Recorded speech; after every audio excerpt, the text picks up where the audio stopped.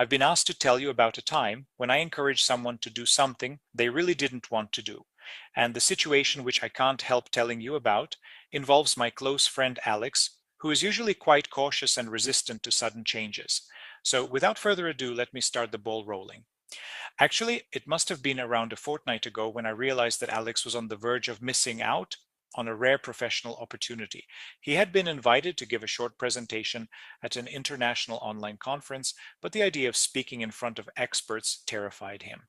Having been rejected once years earlier, he was convinced that history would repeat itself.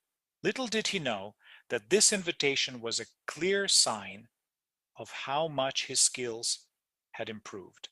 Hardly had I heard him say, "I'm definitely not doing this," when my jaw dropped in amazement. Not only was he underestimating himself, but he was also ignoring the long-term benefits this experience could bring. What made matters worse was the fact that the deadline for confirmation was the very next day.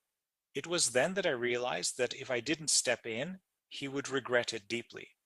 I encouraged him to accept the invitation by calmly breaking the task into manageable steps.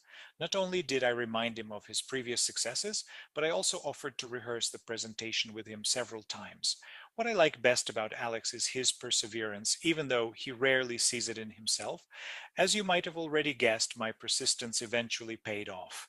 If I hadn't pushed him to face his fear, he would have turned down the offer and missed a turning point in his career. Having been persuaded to give it a try, he finally agreed, albeit reluctantly. It was him who later admitted that the experience boosted his confidence enormously. Looking back, I'm utterly convinced that encouraging him was the right thing to do, because sometimes people need an external push to realize their own potential.